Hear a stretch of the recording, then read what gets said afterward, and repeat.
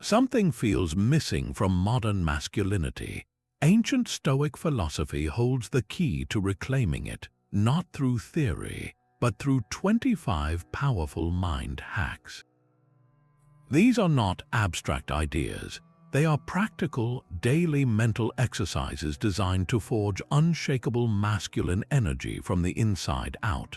By the end of this, you will possess a complete toolkit to build resilience, purpose, and a quiet confidence that cannot be shaken.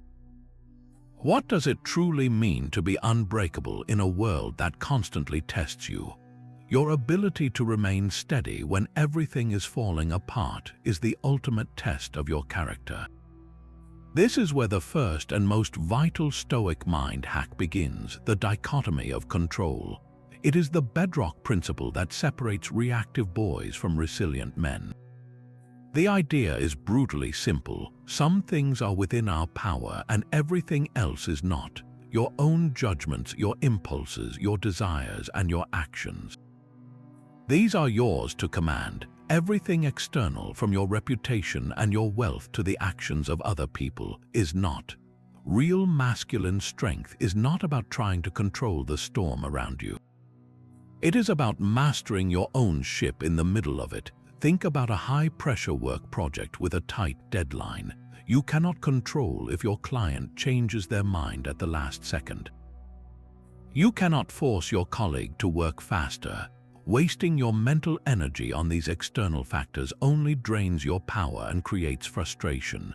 What you can control is your own focus. You can break the project down into manageable steps. You can communicate clearly with your team. You can choose to put in your best effort regardless of the final outcome.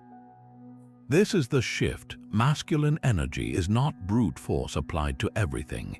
It is precise, disciplined force applied only where it will actually matter. Or consider a difficult conversation you have been avoiding. You cannot control how the other person will react. They might get angry, they might not understand. Focusing on their potential response is a trap that keeps you silent and passive. Your domain of control is your own courage.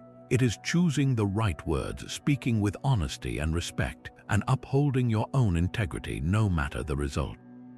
The power comes from letting go of the need for a specific outcome and embracing the power of right action. This mental hack forces you to ask one critical question whenever you feel stress or anger building. Is this within my control? If the answer is no, your only job is to accept that fact with grace. If the answer is yes, your duty is to act immediately and with conviction. This is how you stop being a victim of circumstance and start becoming the author of your life. This practice of letting go of what you cannot control leads directly to a second, more profound mental shift. It is time to confront the very things we spend our lives trying to avoid. The Stoics called this premeditatio malorum, the premeditation of evils. Far from being a pessimistic exercise, this is a powerful hack for building antifragile masculine energy. You do not just visualize success, you must also rehearse loss. By deliberately imagining the loss of what you hold most dear, whether it is your health, your career, or a cherished relationship, you perform a kind of alchemy on your own mind. You transform fear into preparedness and take for granted into deep, active gratitude. Picture a man who depends entirely on his physical strength for his livelihood and his identity. He avoids thinking about injury, treating it as a forbidden thought. Now imagine another man who each morning takes a single moment to seriously consider the possibility. He visualizes an accident that leaves him unable to perform his usual work. He does not dwell on the fear, but instead asks himself, what would I do then? How would I adapt? What other strengths could I cultivate? This second man is not weakened by the thought. He is inoculated against the shock of misfortune. His sense of self is no longer tied to a single, fragile pillar. His masculine energy becomes adaptable and resilient, rooted in his character, not his circumstances. This mental rehearsal achieves two critical things. First, it forges a profound and unshakable gratitude. By mentally losing your health, you suddenly feel the incredible gift of a body that functions. By imagining the collapse of your business, you appreciate the clients you have today with a new intensity. This is not a passive thankfulness. It is a fierce, active appreciation that fuels your daily actions. Second, it dismantles anxiety. Most of our fears are vague, shadowy monsters lurking in the future. When you bring them into the light of your mind and walk through the scenario, you realize something crucial.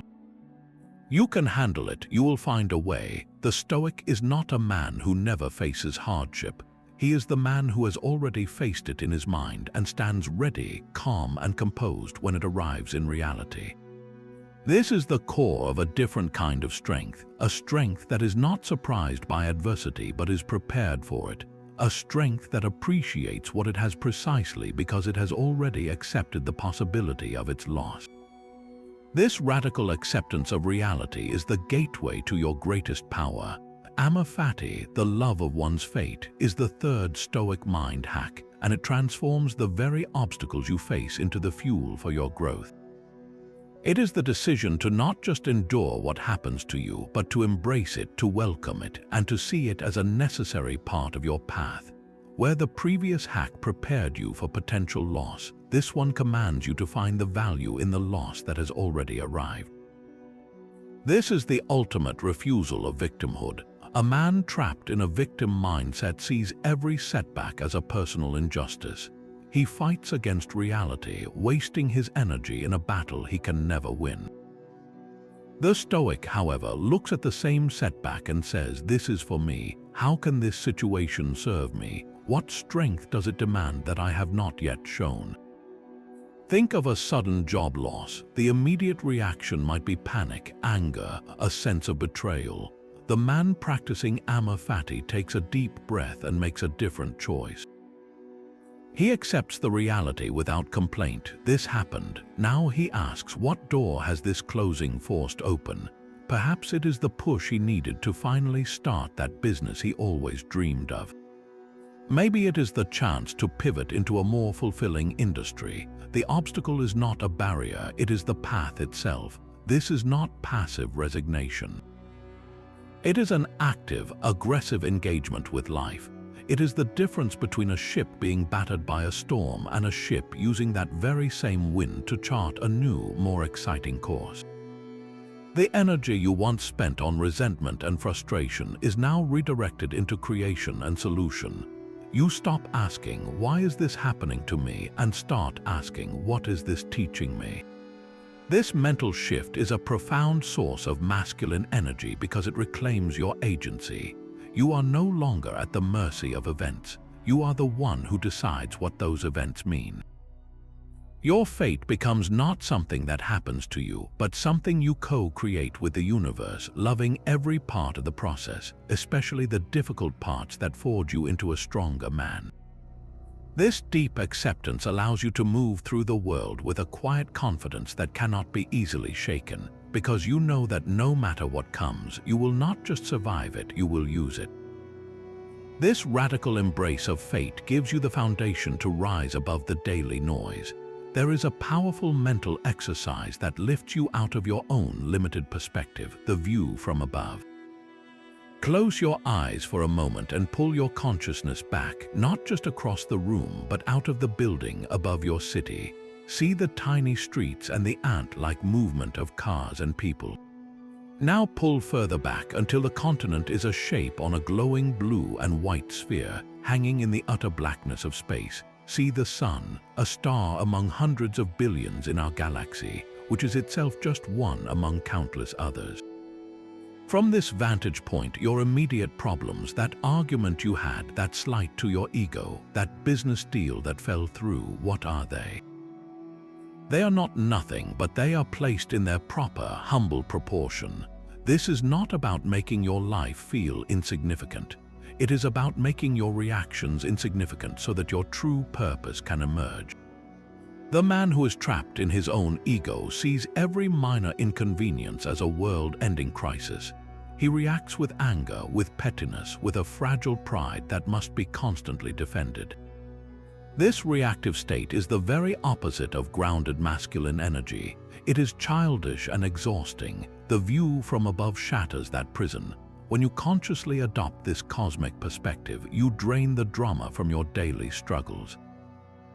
That person who cut you off in traffic is no longer a personal enemy. They are a fleeting speck in an incomprehensibly vast universe. The critical email is not an attack on your entire being. It is a small event in the long, slow march of time. This mental shift is profoundly liberating. It allows you to act from a place of principle, not from a place of wounded emotion. You can choose the right response, the dignified action, the just path, because you are no longer clouded by the temporary heat of the moment. Your energy is no longer spent on petty battles. It is conserved for the things that truly matter, for the relationships you cherish, for the work that contributes something meaningful, for the principles you want to define your life. A man who practices this hack carries a quiet, unshakable calm. He is not easily offended because his sense of self is tied to something far larger than his immediate social standing. He makes decisions not for instant gratification, but for the legacy he is building across the brief, brilliant flash of his existence. He acts not as a boy who demands the universe notice him, but as a man who understands his small but vital role within it. This perspective is the bedrock of a strength that is both humble and immense, a strength that knows what is truly worth fighting for. This cosmic perspective reveals the ultimate deadline that gives all your days their weight and meaning. Your own mortality is not a topic to be feared or avoided. It is the fifth Stoic mind hack, a tool of immense power known as Memento Mori, the remembrance that you will die. This is not a morbid fixation on the end. It is a profound practice that ignites a fierce and urgent energy for living well right now.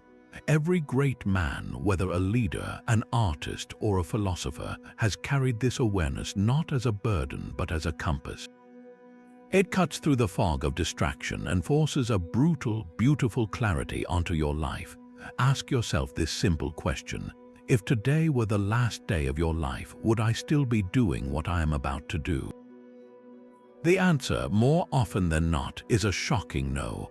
That meeting you are dreading, that trivial argument you are holding onto, that important conversation you keep postponing, all of it is exposed for what it is, a waste of your precious and finite time. Memento Mori is the ultimate prioritization filter. It silences the noise of other people's expectations and amplifies the quiet voice of your own purpose. Think of two men starting their day. The first man stumbles through a routine of snoozed alarms, rushed coffee, and a mind already cluttered with complaints and petty worries. He is living as if he has an endless supply of tomorrows. The second man begins his day with a single, conscious thought: I will not live forever. This is not a depressing realization for him. It is a catalyst. That thought infuses his morning with a sharp, focused intensity.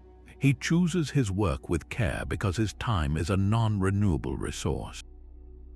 He speaks with more honesty and listens with more presence because every interaction could be his last. He is not paralyzed by this thought, he is propelled by it. This practice kills procrastination at its root. Why put off that difficult project, that act of kindness, that personal goal for a tomorrow that is not guaranteed? The remembrance of death is the mother of action. It demands that you stop waiting for the perfect moment and recognize that this moment, flawed and imperfect as it may be, is all you truly have. Your masculine energy is no longer diluted across 1,000 trivial pursuits. It becomes a laser beam focused on what is essential, on what is true, on what will matter when your final hour truly does arrive. This is how you build a life of substance instead of a life of distraction.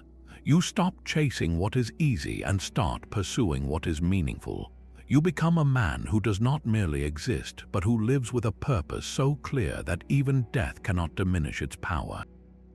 The remembrance of death teaches you the value of your energy, but where do you find the strength to direct it with such purpose? Strength is not found in comfort. It is forged through a deliberate and radical choice, the sixth Stoic mind hack, the practice of voluntary discomfort. This is the systematic decision to seek out small, manageable hardships in order to immunize yourself against the large, unplanned ones. You are not punishing your body, you are training your mind to understand that true comfort is a state of mind, not a set of circumstances. Think of the modern world as a warm, soft room. It is designed for ease, for instant gratification, for the path of least resistance. A man who lives entirely within that room grows soft, his resilience atrophies. When the power suddenly goes out and the room turns cold, he is the first to panic, the first to break. Now picture the man who, by choice, steps outside that room every single day. He starts his morning with a blast of cold water in the shower. He skips a meal to feel the clarity that comes with a brief fast. He pushes his body through a grueling workout long after his mind is screaming for him to quit. These are not acts of masochism, they are profound declarations of independence. Each one is a small battle where you prove to yourself, beyond any doubt, that you are tougher than your cravings, stronger than your immediate desires. This practice builds two core masculine virtues, toughness and self-discipline. Toughness is the physical and mental callus that allows you to endure hardship without collapsing. Self-discipline is the inner commander that directs your energy toward what is right, not what is easy. When you voluntarily embrace a cold shower, you are not just getting clean. You are telling your primal brain that the discomfort is temporary and that you are in charge. You are building a reservoir of willpower that you can draw from when real adversity strikes, like a financial setback or a personal loss. The man who is used to hardship does not see a crisis as a world-ending event. He sees it as another challenge to be met, another set of muscles to be exercised. This practice fundamentally changes your relationship with comfort. Comfort stops being a necessity and becomes a conscious choice. You no longer need the perfect temperature, the most luxurious food, or the easiest path to feel content. This is an immense liberation. It frees up colossal amounts of mental and physical energy that were once wasted on seeking comfort and avoiding minor inconveniences. That energy is then available for your true pursuits, for building your legacy, for protecting your loved ones, for engaging in the world with vigor and purpose. You become a man who can thrive in any condition, a man whose peace does not depend on external circumstances, a man who is truly, unshakably free. That reservoir of willpower you build through voluntary discomfort needs a daily system of accountability. A true Stoic does not simply endure hardship and move on. He turns his gaze inward every single night to inspect the battlefield of his own mind. This is the seventh mind hack, journaling like a Stoic, a practice far removed from the simple diary entries of a boy. This is a rigorous, uncompromising audit of your day, a way to forge self-awareness and integrity, the very bedrock of a confident masculine presence. Your journal is not a friend to comfort you, it is a mirror held up by your highest self, forcing you to look at your actions without flinching. The process is methodical. You take your day apart piece by piece and hold each moment against the unwavering light of your principles. Where did I act with courage today? Where did I let fear dictate my choices? Was my anger in that meeting justified, or was it merely my wounded pride lashing out? Did I use my time with purpose, or did I squander it on distractions? This is not about self-flagellation. It is about cold, honest analysis. Think of a blacksmith inspecting his blade after a day of battle. He looks for the nicks, the weak spots, the areas that need to be heated and hammered back into strength. Your journal is that same anvil for your character. A man who avoids this nightly audit is like a ship's captain who never checks his compass or his charts. He drifts, reacting to every wind and current, never truly commanding his vessel. He might have moments of strength, but they are accidental, not engineered. His confidence is a fragile shell, easily cracked by the next challenge because it is not built on a foundation of proven integrity. The man who journals, however, takes command. By writing down where he failed to live up to his ideals, he creates a map of his weaknesses. By noting where he succeeded, he reinforces the neural pathways of virtue. Over time, this practice builds a profound self-awareness. You begin to predict your own triggers. You recognize the early signs of procrastination or irritation. This knowledge is power. It allows you to intercept a negative reaction before it ever leaves your mind. Your presence becomes confident because it is authentic.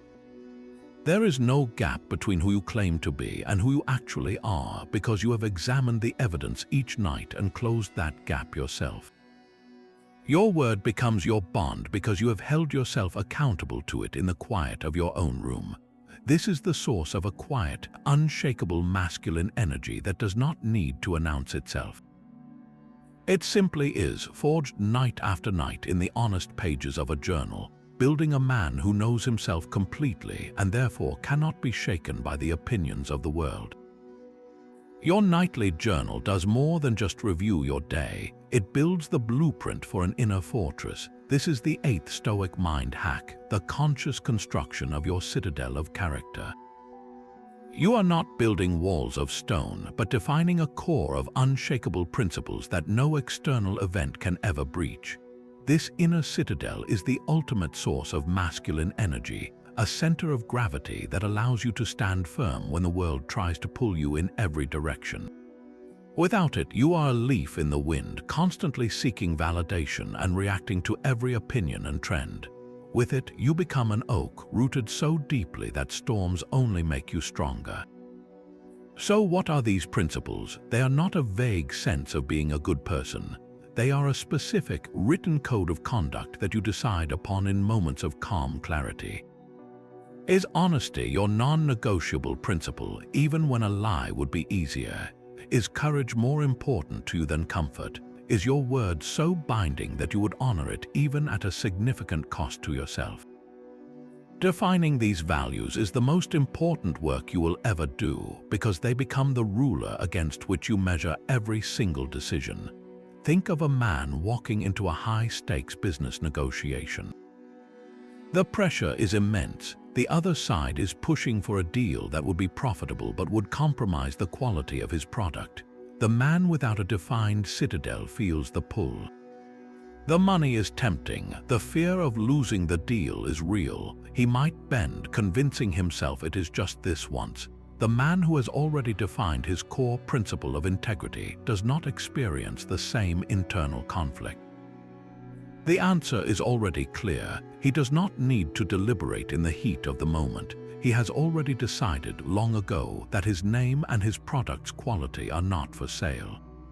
His energy in that room is not nervous or desperate.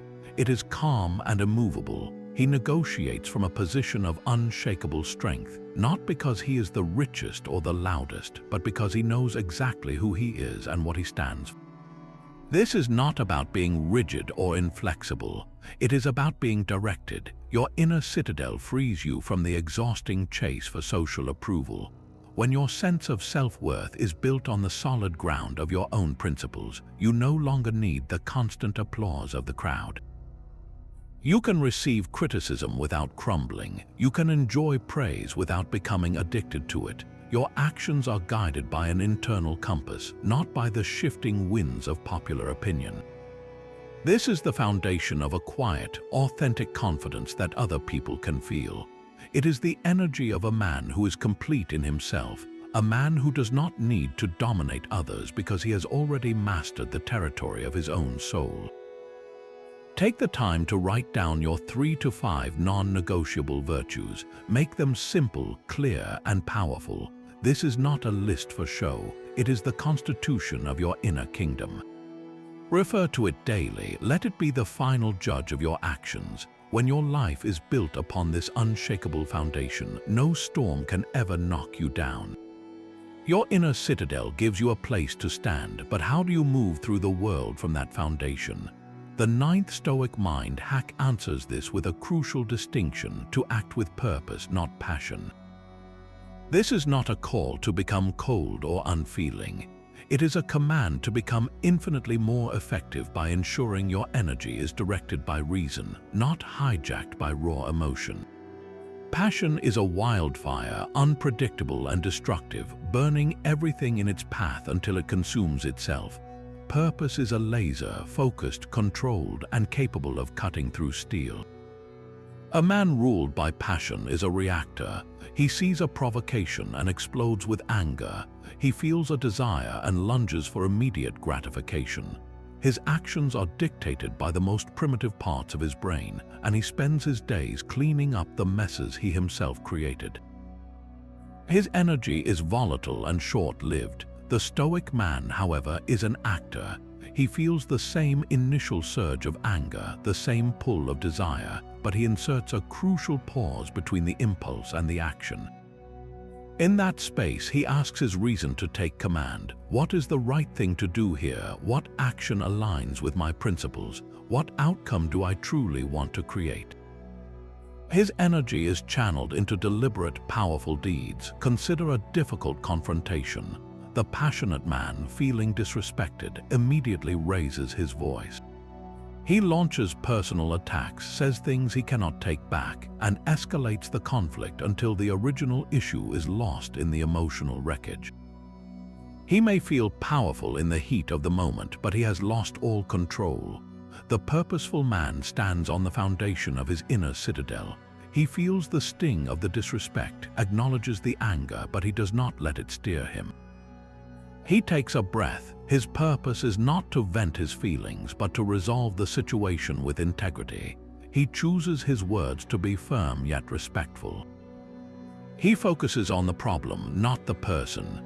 His calm, reasoned approach is far more intimidating and effective than any outburst could ever be, because it demonstrates a profound level of self-mastery. This applies to ambition as well. Passionate desire for success is a flickering flame that dies at the first sign of failure. It is based on a fleeting feeling. Purposeful drive, however, is a constant furnace fueled by your core values. You are not working hard just for the euphoric high of achievement. You are working because the work itself is an expression of your character. When obstacles arise, the passionate man gives up, his fuel exhausted. The purposeful man adjusts his strategy and continues because his reason tells him the path is still aligned with his purpose, regardless of the temporary difficulty. Harnessing this mind hack means becoming the conscious pilot of your own life. You stop being a slave to your emotional weather and start using your energy as a precise tool. Your actions gain weight and influence. People begin to trust your consistency and respect your composure. You become a man who builds and creates rather than a man who merely reacts and breaks. This disciplined channeling of energy is what separates a boy's tantrum from a man's command. That inner citadel transforms every barrier you face into a source of power. The obstacle is the way itself, the 10th Stoic mind hack. This is not a motivational slogan. It is a fundamental rewiring of perception that turns every challenge into the very fuel your masculine energy needs to burn brighter. An obstacle is not a stop sign on your path, it is the path. It is the training ground where strength is forged, courage is tested, and resourcefulness is born. The man who sees a wall and turns back has accepted defeat. The man who sees the same wall and asks how it can be climbed, broken through, or gone around has just discovered a new dimension of his own capability. Think of a river encountering a massive boulder. The water does not stop and complain about the unfairness of the rock. It finds a way around, it wears the rock down over time, or it gains power and speed as it is forced through a narrow channel. The obstacle does not block the river. It defines its strength and determines its course. You must learn to think like that river. Every professional setback, every personal rejection, every moment of physical exhaustion is that boulder. Your initial reaction might be frustration, a feeling that the universe is against you. But the Stoic shift happens when you pause and ask the transformative question, how can this very thing serve me? What quality does this situation demand that I have not yet fully developed? A project at work falls apart at the last minute. the easy response is anger and blame. The Stoic response is to see the collapse as an opportunity to practice resilience, to innovate under pressure, to build something even better from the rubble.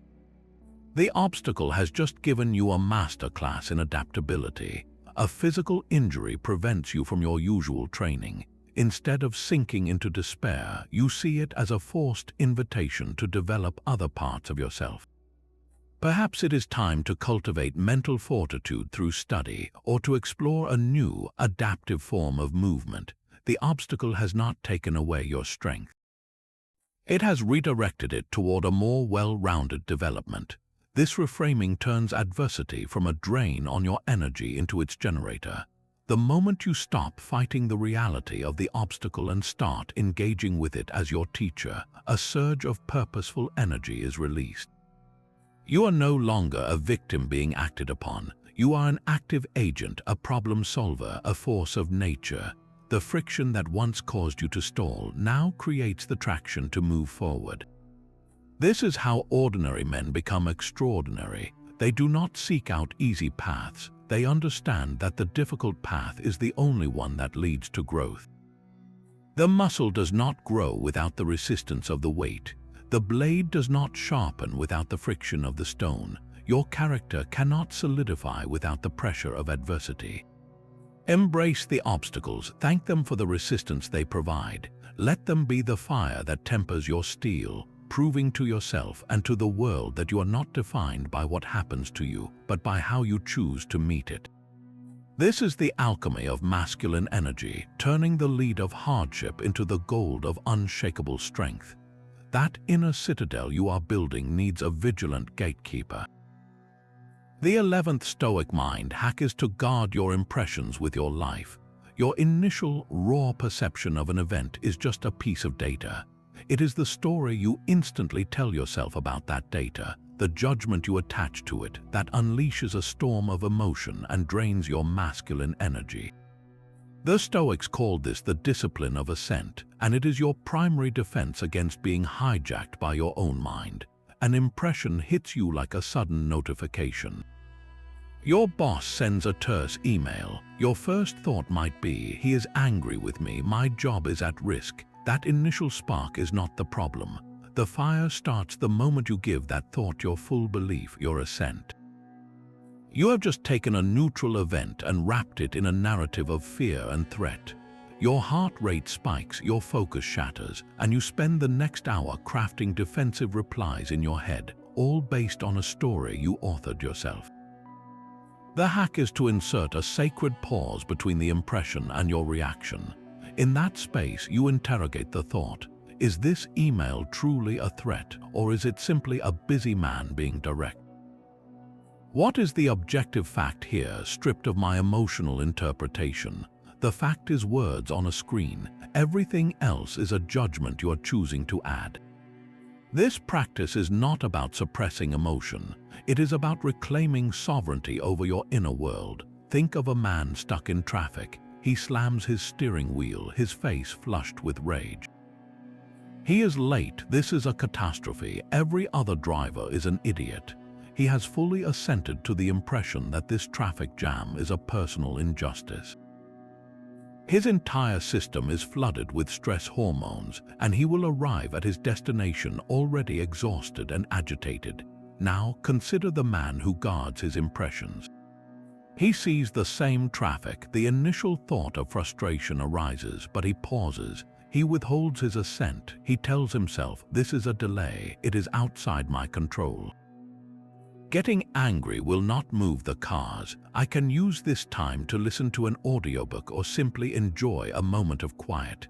He has conserved all that emotional energy. He arrives calm and collected, his power intact. This is the difference between reacting like a puppet on a string and responding like a principled man.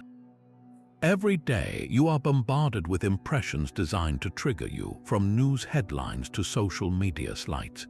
Your masculine energy is a finite resource. Guarding your impressions is how you stop leaking that precious energy on things that do not deserve it. You learn to see the world not as a series of personal attacks or catastrophes, but as a sequence of events to be met with reason and virtue.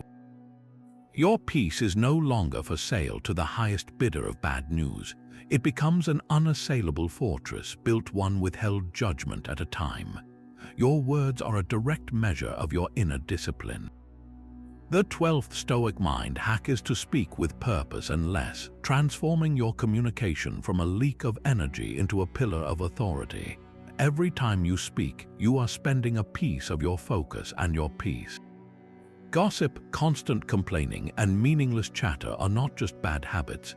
They are a slow drain on your masculine power, leaving you scattered and reactive. The Stoic ideal is to be a man of few words, but when you do speak, your words are true, necessary, and kind. This is not about being silent or withdrawn. It is about making your speech intentional and powerful. Think of two men in a tense team meeting. The first man talks constantly, filling every silence with opinions, defending his ideas with emotional intensity, and quickly agreeing with the last person who spoke.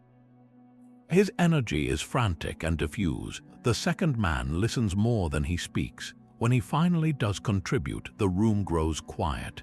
His sentences are short, clear, and land with weight because everyone knows they have been carefully considered. His words are not just sounds, they are actions. He projects an aura of control that commands respect without ever demanding it. This practice forces you to filter your thoughts before they become speech. Before you speak, you run a quick internal check. Is what I am about to say true? Is it necessary for this situation? Is it a kind or at least a constructive thing to say? If the answer to any of these is no, you exercise the discipline of silence. This is especially potent when it comes to complaining. Complaining is a confession of powerlessness. It is the verbal surrender to circumstances outside your control.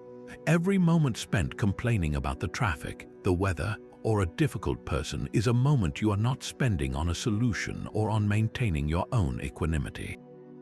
By cutting complaint from your vocabulary, you reclaim that energy and redirect it inward, fortifying your resolve. Your presence becomes a calming force in any room because people learn that you do not traffic in drama or idle talk. You become a man known for his integrity and his composure, a man whose words carry real weight because they are so rarely spent on trifles. This conscious restraint in speech builds a reservoir of quiet power that others can feel, a magnetic energy that draws respect and trust without a single raised voice. Your words build your authority, but the deepest wisdom often comes from voices beyond your own. This brings us to the 13th Stoic mind hack, finding a Stoic mentor, whether they walk the earth today or live on through the pages of history. You cannot always see the right path from within the clutter of your own mind. By consciously adopting a mentor figure, you externalize your conscience and create a clear, energy-saving shortcut to sound judgment. Think of this not as surrendering your will, but as borrowing the clarity of a wiser man to illuminate your own. In a moment of frustration, when you feel the heat of anger rising, you pause and ask a simple question. What would Marcus Aurelius do right now? The emperor who commanded legions also commanded his own temper, writing that we are not to be driven by our impulses. Instantly, your perspective shifts. The petty urge to lash out is measured against the standard of a man who ruled the known world yet focused on his own virtue. Your personal slight feels insignificant next to the burdens he carried with grace. This mental consultation is a direct line to a calmer, more principled version of yourself. Your chosen mentor does not need to be a famous philosopher. Perhaps it is a grandfather whose quiet dignity you always admired, or a former teacher whose integrity was beyond question. The key is to select a figure whose character embodies the virtues you wish to cultivate. When faced with a moral dilemma, you do not wrestle alone in the dark. You bring this mental counsel into the room. How would my mentor navigate this tricky negotiation with his honor intact? What would he say about my fear of taking this necessary risk? The answer that arises is rarely complex. It is usually a straightforward call to courage, to honesty, to duty. This practice conserves your most vital energy by cutting through indecision and internal debate. Instead of spiraling into anxiety over a dozen possible choices, you have a single, reliable benchmark. It is the difference between being lost in a forest and having a guide who knows the trail. You stop wasting energy on doubt and start moving forward with the confidence that your steps are aligned with a greater wisdom. This hack forges a powerful link to a tradition of masculine strength, reminding you that you are never truly alone in your struggles. You are walking a path paved by giants, and their voices are there to guide you if you only choose to listen. Your mentor provides a compass, but the map of your mind is still your own to navigate. The 14th Stoic mind hack is the advanced discipline of assent, a practice that moves beyond guarding your impressions to actively dissecting them. This is where you learn to become a forensic scientist of your own thoughts, critically examining every automatic judgment before you allow it to dictate your emotional state. Most of our turmoil does not come from the events themselves, but from the labels we instantly slap onto them. A project delay is not just a delay, it is a catastrophe. A friend's short text is not just a message, it is a sign of disrespect. These immediate, unchallenged judgments are the seeds of anxiety and anger, and the discipline of assent is the process of uprooting them before they can grow. Start by catching the judgment the moment it forms. Someone cuts you off in traffic. The initial impression is a car moving into your lane. The automatic judgment that follows is, that jerk is trying to ruin my day. This secondary story is the one that triggers your rage. The hack is to pause and interrogate that story with brutal honesty. What is the undeniable fact here? A vehicle changed lanes abruptly, that is all. I have no evidence of the driver's intent or character. By refusing to assent to the judgment that they are a jerk, you prevent the entire cascade of frustration. You conserve your mental energy and maintain your peace. This practice extends to your perceptions of yourself. You make a minor mistake at work. The automatic judgment is, I am a failure. This single thought can poison your entire afternoon, but is it true? Does one error truly define your entire professional worth? The discipline of assent forces you to look at the evidence. The fact is, I made a mistake. The judgment that I am a failure is a gross exaggeration, a story my fear is telling me. By rejecting that faulty perception, you free yourself from the shame spiral and can instead focus on the solution. You learn to see your thoughts as hypotheses, not facts. You hold them in your hand, examine them from all angles, and ask, does this hold up to the light of reason? If it does not, you let it go. This is not about becoming emotionally numb. It is about ensuring your emotions are responses to reality, not to the frightening fictions your mind can create. Every time you successfully challenge a faulty judgment, you strengthen your mental immune system. You build a resilience against the psychological viruses of worry, resentment, and self-doubt. Your energy is no longer siphoned off by imaginary battles. It is preserved for the real challenges that truly deserve your focus and your formidable strength. That forensic examination of your thoughts reveals a deeper truth, that you are not an isolated island. The 15th Stoic mind hack is the practice of sympatheia, the profound recognition of your interconnectedness with all of humanity and the cosmos itself. This is the ultimate cure for the modern disease of isolation, replacing it with a sense of belonging and duty that becomes an unending wellspring of purposeful energy. The Stoics saw the universe as a single, living, rational being, and every one of us as a vital limb of that body. When you harm another, you are injuring your own self. When you lift someone up, you strengthen the entire organism. This perspective shatters the illusion of separation that fuels so much anxiety and selfishness. It transforms your purpose from a solitary pursuit into a collaborative mission. Think of a single muscle fiber in your arm. On its own, it is weak and has no purpose. But as part of the larger muscle group connected to the bone and directed by the nervous system, it becomes capable of immense strength and precise action. You are that fiber. Your individual life gains its true meaning and power from its connection to the whole. This is not a vague spiritual idea. It is a practical lens for daily life. When you feel resentment building towards a difficult colleague, pause and apply sympathy. This person is not your enemy. They are another part of the same whole, likely acting out of their own ignorance, pain, or flawed judgment, just as you sometimes do. Your duty is not to defeat them, but to engage with reason and patience for the benefit of the entire team, the entire project. Your energy is no longer spent on conflict, but on constructive collaboration. This sense of interconnectedness fosters a powerful, proactive kindness. It is the difference between giving charity out of guilt and acting with genuine compassion because you feel the other person's struggle as your own. You hold the door for a stranger not because it is polite, but because you recognize their shared humanity.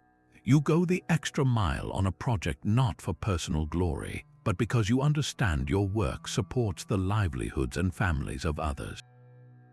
This shift infuses your actions with a gravity and meaning that mere self-interest can never provide. Your masculine energy is no longer a finite resource to be hoarded. It becomes a renewable force fueled by the very act of contribution.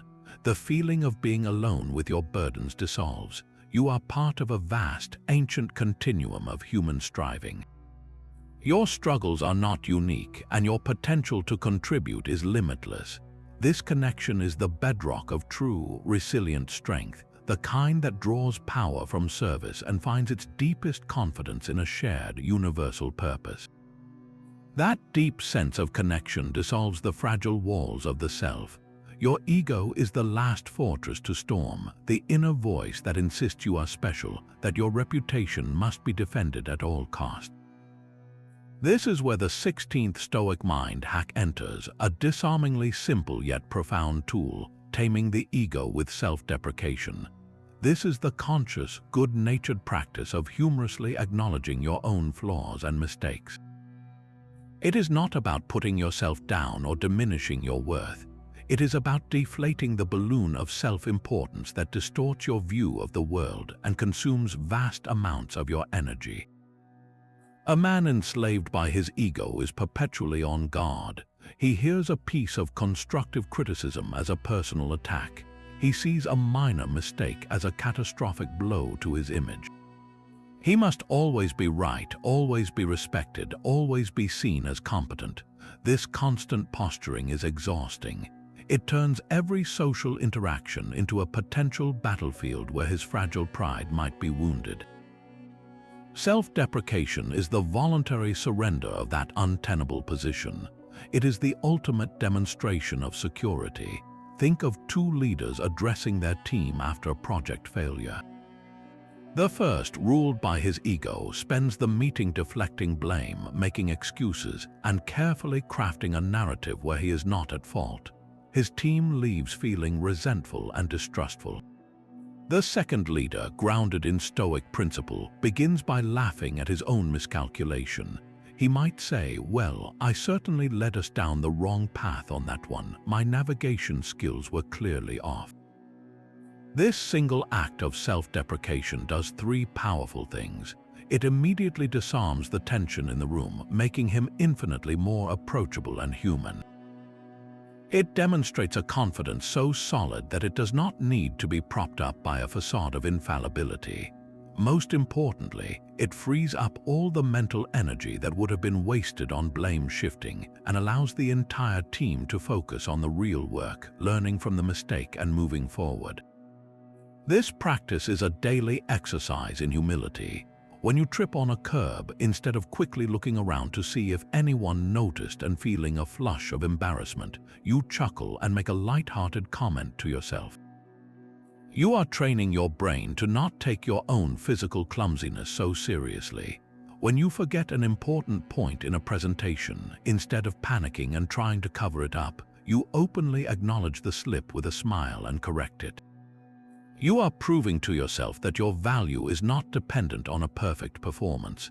Every time you do this, you are withdrawing energy from the fragile ego and investing it in the unshakable foundation of your character.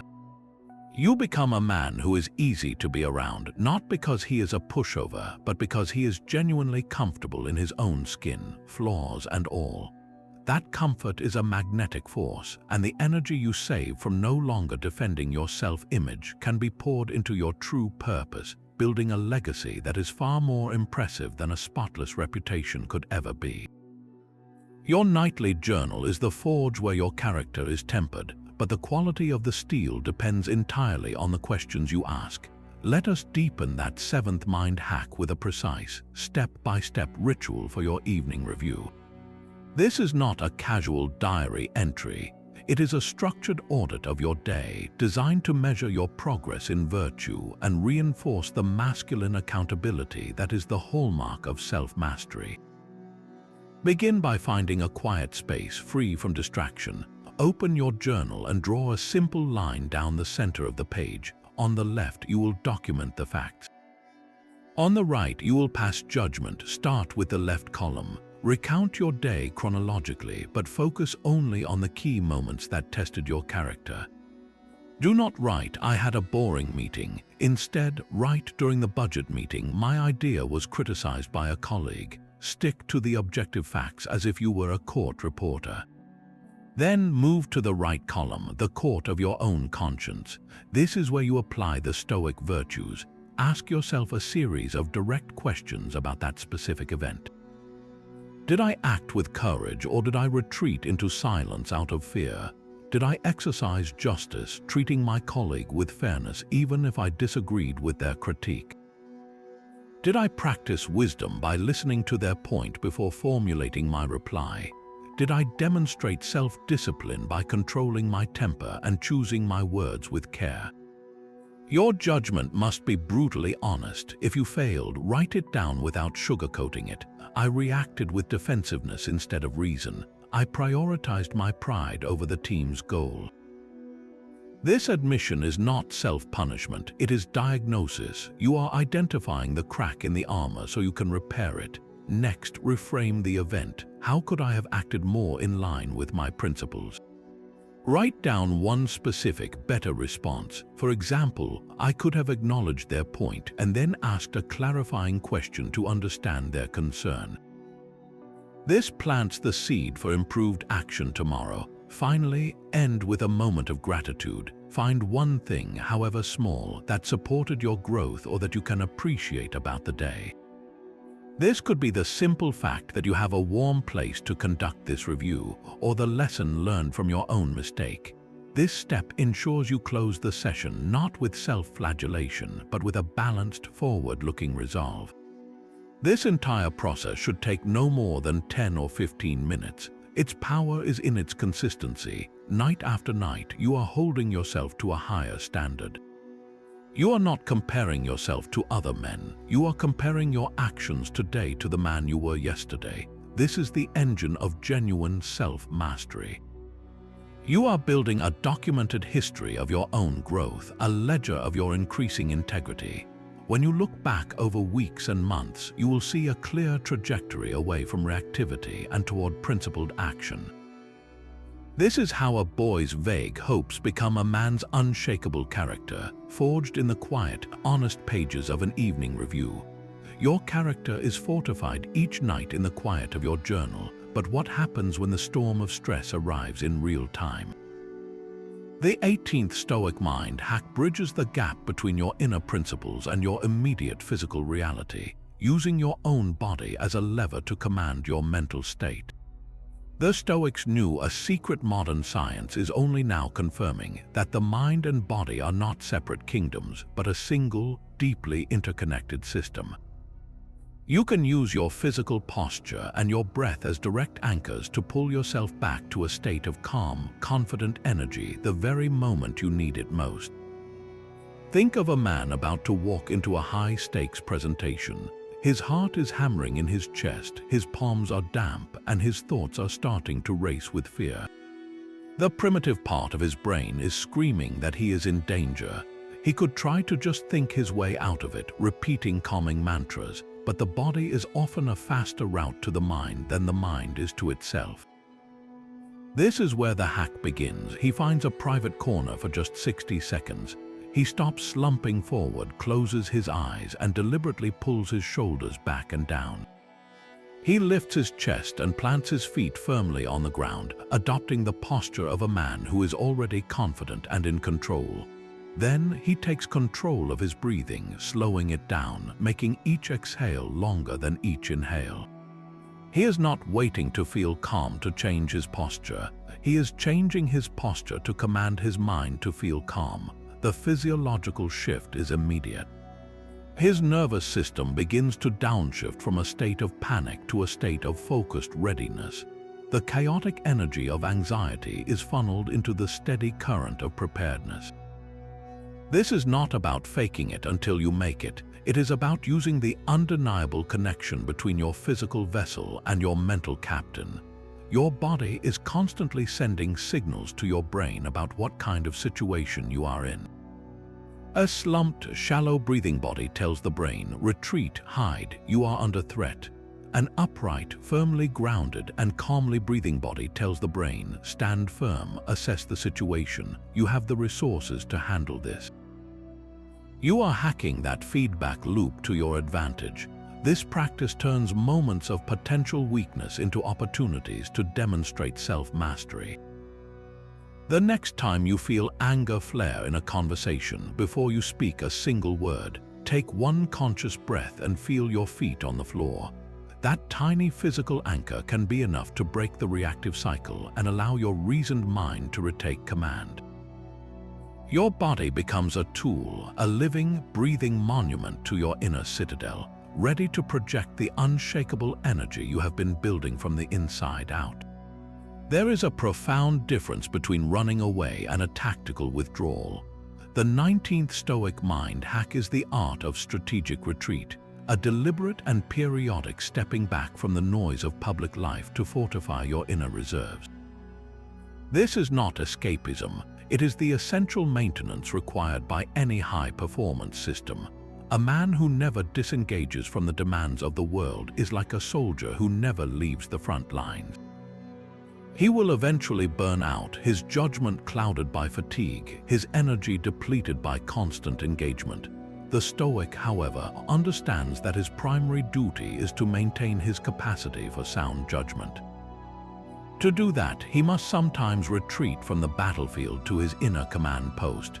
This strategic withdrawal is a scheduled appointment with yourself.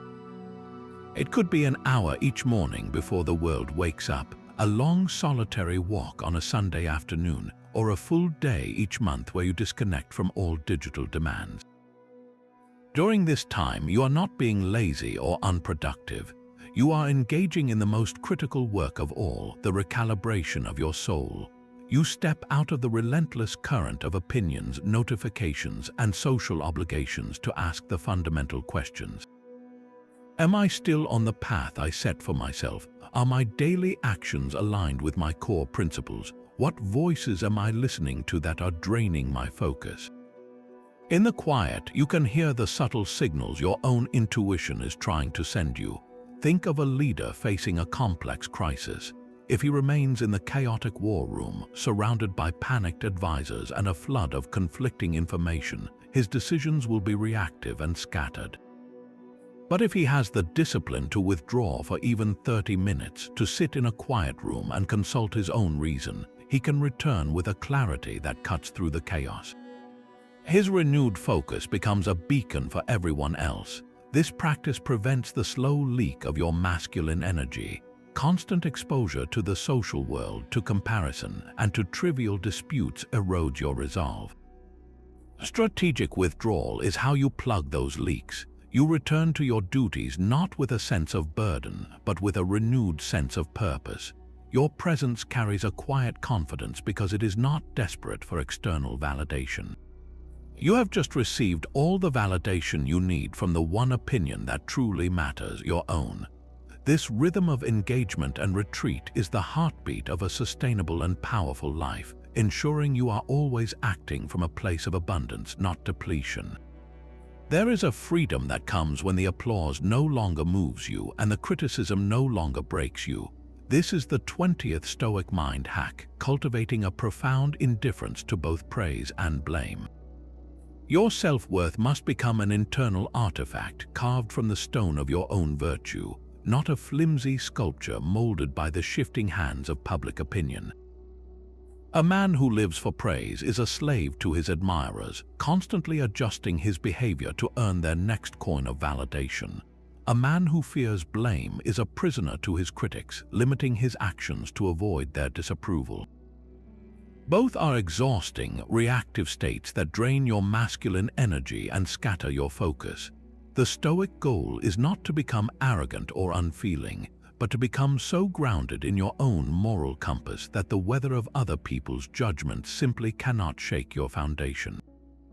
Think of a craftsman who knows he has done his finest work. He has used the best materials, followed the truest lines, and poured his skill into every detail.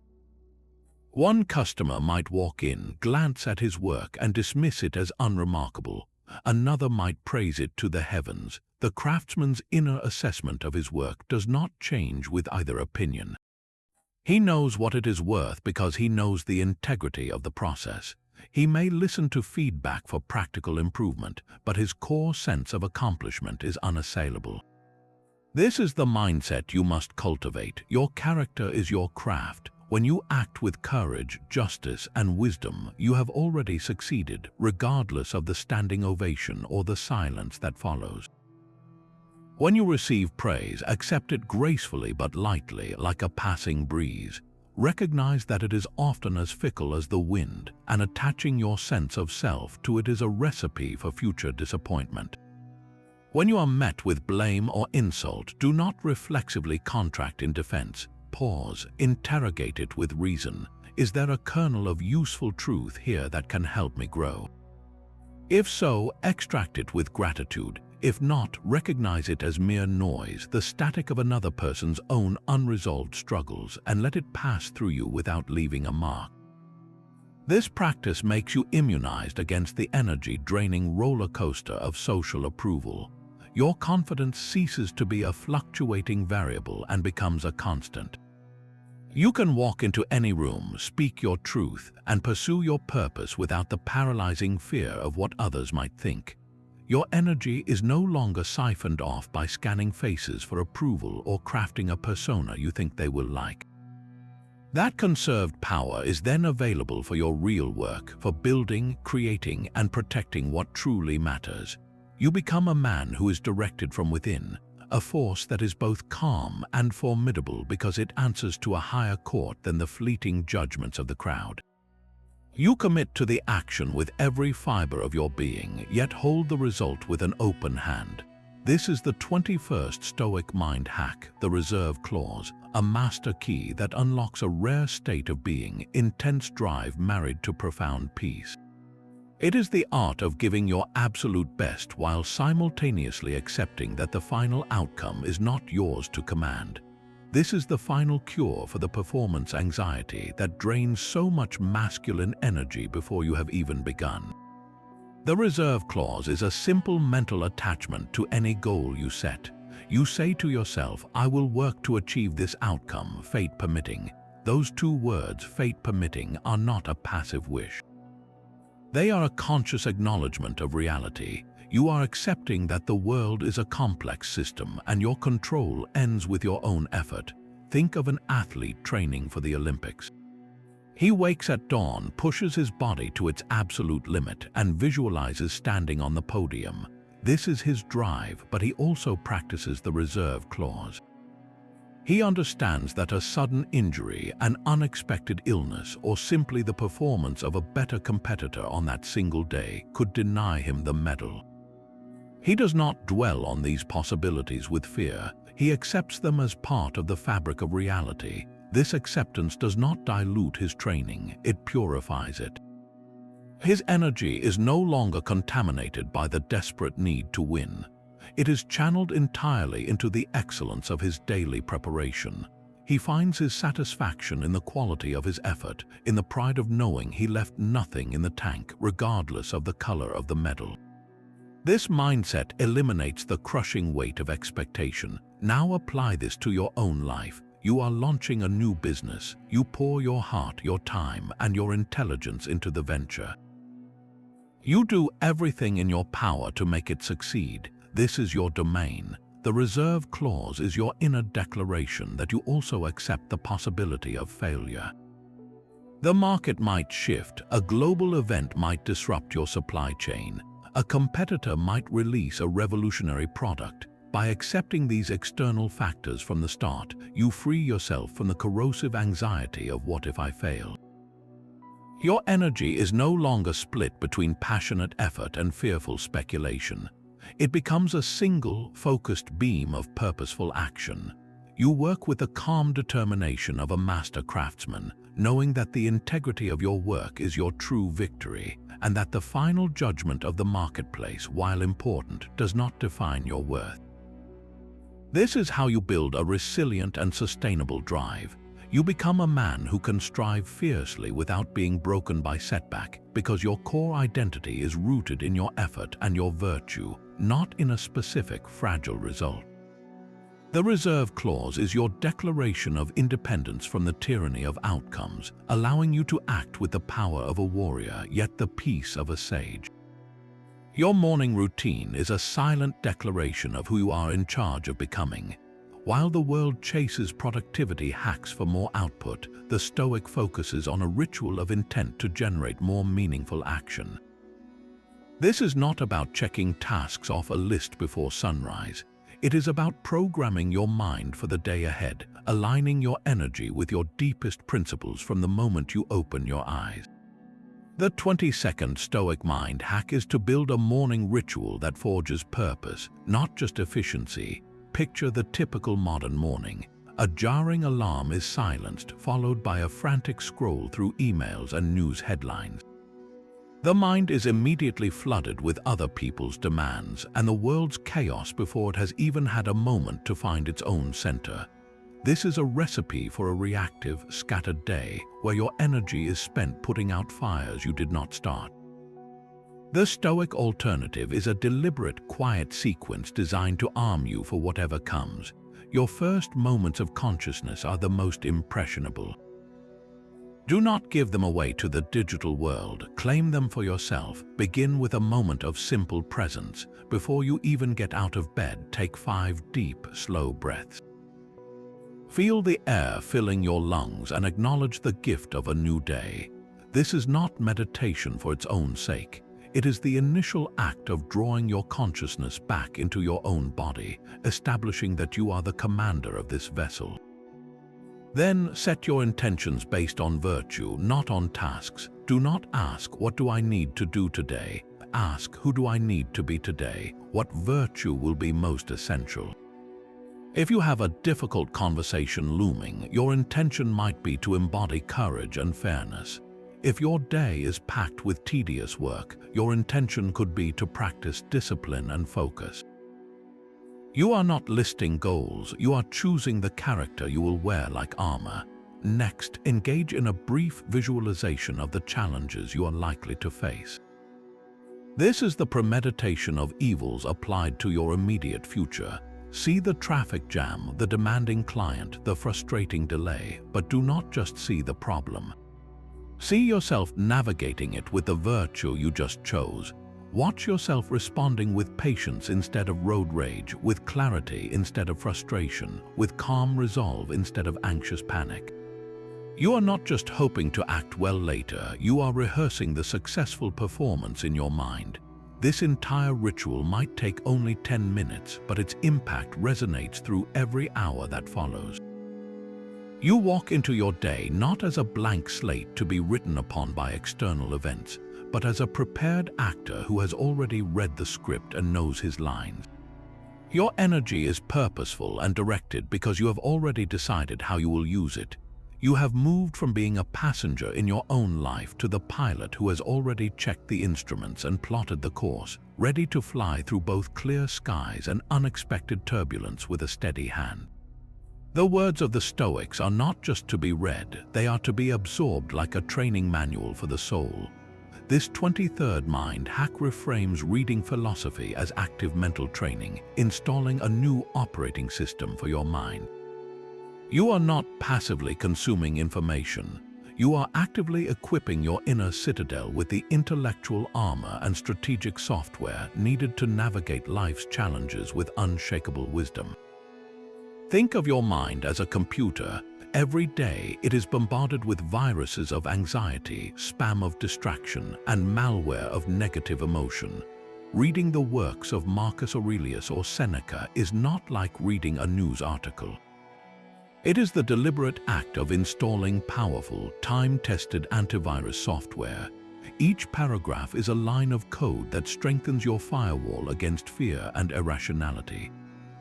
You are not just learning what a Stoic believed, you are practicing how a Stoic thinks. When you read about accepting what you cannot control, you are not just memorizing a phrase. You are performing a mental drill, forging new neural pathways so that the next time a traffic jam ruins your plan, your brain does not default to rage, but instead accesses this pre-installed program of calm acceptance. This is training for the moment of impact. A man who has never trained in martial arts will flinch and panic when thrown into a real fight. His body does not know what to do. A man who has spent hundreds of hours in the dojo has conditioned his muscles and his nerves to react with precision and power. His training takes over. Reading philosophy is the dojo for your mind. You are conditioning your mental reflexes. You spend 20 minutes with Epictetus wrestling with his ideas on desire and aversion. Later that day, when you receive a piece of criticism that would normally trigger your ego, you do not flinch. Your training takes over. The software you installed earlier boots up, and you find yourself pausing, assessing the feedback with reason instead of reacting with raw emotion. You have not just learned a concept, you have built a new instinct. This practice provides a sustained energy because it frees you from the exhausting work of constantly figuring things out from scratch. You have a council of the wisest minds in history on call, their insights ready to be deployed at a moment's notice. The clarity this brings is a profound source of power, turning chaotic reactions into measured, principled responses that conserve your energy for the battles that truly matter. That single breath, that tiny space between an event and your reply, is where your true power resides. The 24th Stoic mind hack is the strategic pause, a microsecond of conscious hesitation that acts as the master switch for every other principle you have learned. This is not a grand, complicated ritual. It is a split-second decision to reclaim your sovereignty, the ultimate defense against becoming a puppet jerked around by every external trigger. In that fragile gap, you move from being a reactor to becoming a commander. An insult arrives, and the immediate primal impulse is to fire back with a sharper one. A demand is made, and the urge is to either comply resentfully or refuse defiantly. Without the pause, you are on autopilot, a slave to your most conditioned neural pathways. But when you insert that deliberate moment of stillness, you create a sacred space where reason can enter. You create a buffer zone between the world and your inner citadel. Think of a martial artist. He does not simply flail at an incoming punch. He uses a subtle, practiced movement to redirect the energy, turning his opponent's force against them. The pause is your psychological redirection. It is the momentary step back that allows you to see the attack not as a personal annihilation, but as mere motion, energy that can be channeled.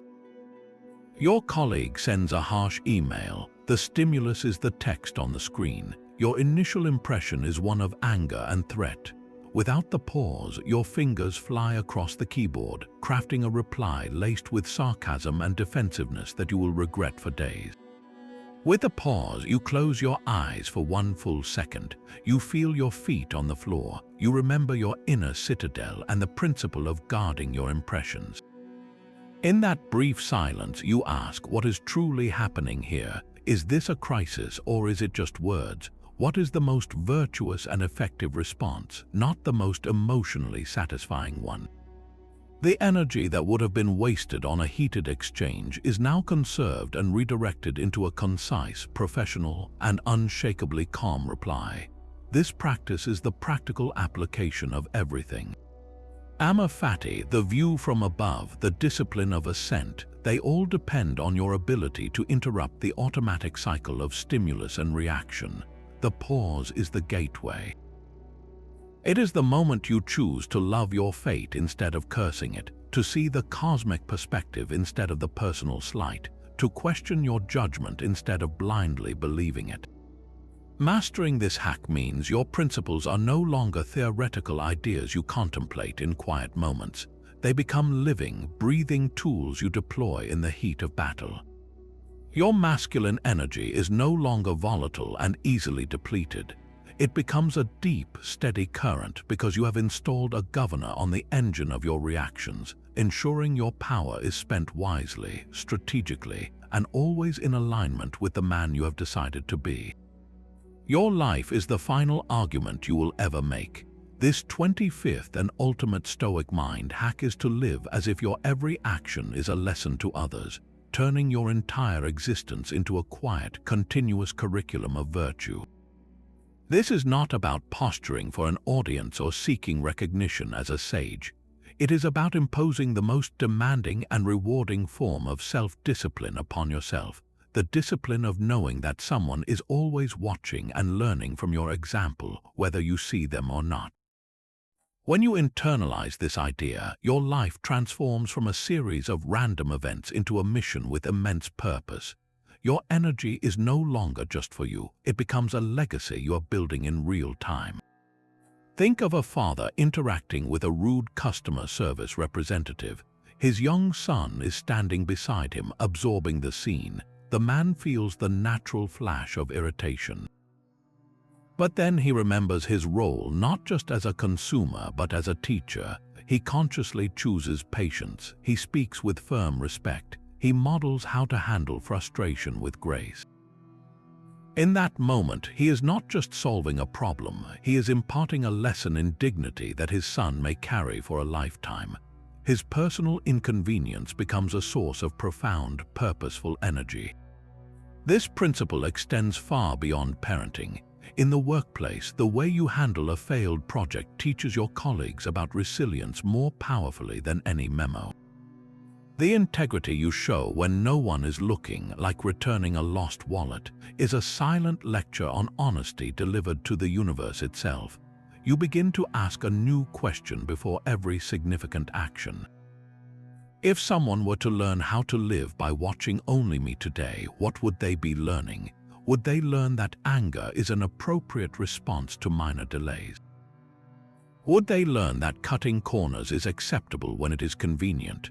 Or would they learn that a man's word is his bond, that challenges are met with calm resolve, and that respect is given even when it is not earned? This question becomes an internal governor, a constant source of healthy pressure that sharpens your choices and aligns them with your highest self. The energy this generates is self-sustaining. You are no longer living for fleeting personal gratification. You are living for something far larger, for the invisible ripple effect of your character. This awareness does not feel like a burden, it feels like a calling. It turns mundane tasks into meaningful practices and difficult moments into opportunities for demonstration. You walk through the world with a quiet confidence, not because you are perfect, but because you are purposeful. Your life itself becomes your most powerful teaching, your most enduring monument, and the ultimate expression of a masculine energy that builds, protects, and inspires long after you're gone. You now hold a complete system, 25 mental disciplines designed not just for reading, but for living. From the foundational dichotomy of control to the final commitment to live as a lesson, these are not random tips. They are an interconnected framework for forging a resilient, purposeful, and powerful masculine energy from the inside out. This is not about achieving a state of perfect, unfeeling stoicism. It is about the practice itself, the daily choice to hammer your character on the anvil of these principles again and again. The goal is not to never feel anger or fear, but to master your response to them. It is not to control the world, but to command the one thing you truly can, yourself. Your journey begins not with a massive overhaul, but with a single, deliberate step. Look over these 25 mind hacks once more and choose just one to implement with total focus starting today. Will you guard your impressions against the next piece of bad news? Will you insert that strategic pause before you speak in a moment of frustration? Will you conduct your first honest evening review? The power of this entire system is activated not by understanding it, but by applying it. Your path to unshakable strength is waiting. Pick your first hack and begin. Tell us which one you have chosen in the comments below and share your journey as you build the man you are meant to be.